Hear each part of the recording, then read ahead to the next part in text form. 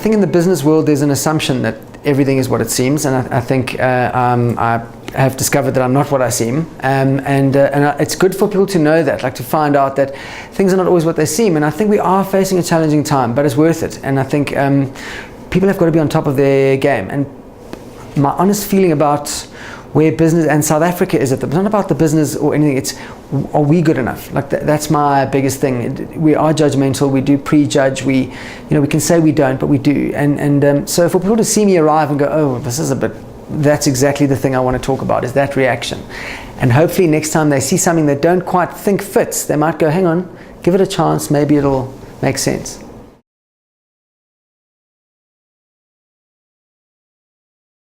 It's all based on the fact that I believe there are three kind of states that people exist in, and I think the middle one is the cherry, it's the sweet spot.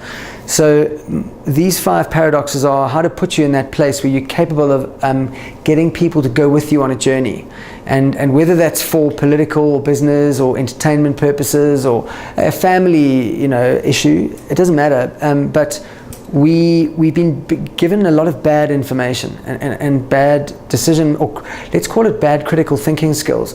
And I think we've got to adopt new critical thinking skills to solve problems that we've been wrestling with for way too long now.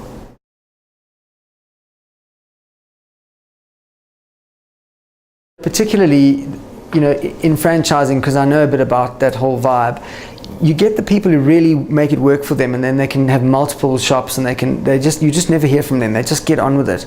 Then you get the guys that are always raising issues and stuff. I just feel that these principles, like, so for example, the reverence and disregard, it's a very important mindset to have for yourself. It impacts on your staff and eventually impacts on your customer.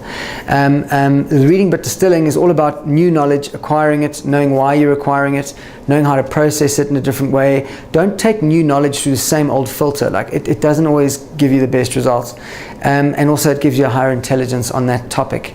The reframing and destroying is really about, are you able to see the problem from someone else's point of view? Like, I just don't think we do enough of that in this country. Do we give enough brain power to how it feels for the other guy? That's important. And throw away bad work. Like you can have the benefit of the work, but you don't need the results of it. Like you don't have to keep bad work. You've done the work, you've done all that like physical, mental work, apply it to your next thing. But admit that this is cuck. Register but detach is all about how are we really engaging with each other? When you greet someone with a smile, like, are you really engaging with them? So really important for some people, like in a lot of African cultures, to not start a meeting until you've established that everyone is okay. Just ask how you are. You just set a different mode. But like we've been taught, get straight to the point, no niceties. Other people just see it as rude. So it's those things. Are we really registering each other? And then are we detached enough? So do we apply enough, do we withdraw enough of our own agenda or our own ego from the situation to get what's got to be done? Like, are we having a meeting to do a deal, or am I here to enforce my agenda on you? Like, they're two different things. And if I do have an agenda, is it a good agenda for the business, or is it an agenda that's driven by other bad information or feelings? And then the last one is rigor but dynamism, and that's really about the fact that just because you can't see someone else's rules doesn't mean they're not there.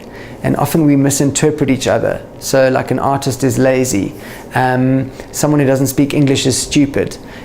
You just don't recognize the rigor of that person. And then don't ever lose dynamism, which is basically your ability to react to change. And then once you've changed the system, you must now react to that change. So it's an ongoing, it's not like we start here, we're going to get there. It's just an ongoing process.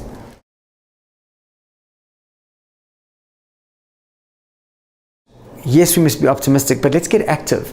Like get involved. I think the greatest danger for us as South Africans is not activism. I think it's inactivism. I think the fact that we all just sit back and expect it all to be fine, and when it's not, we point fingers. It's not cool, man. You can't have a cappuccino while there's a revolution going on. It doesn't work like that. So I just feel we've got to, even if you're not marching, you've got to understand why the students did what they did, and understand the outcome and what the greater meaning of it is. Because, and even when Max gave credit to Julius Malema for being the first person to ever break the ANC control, I have to agree with him.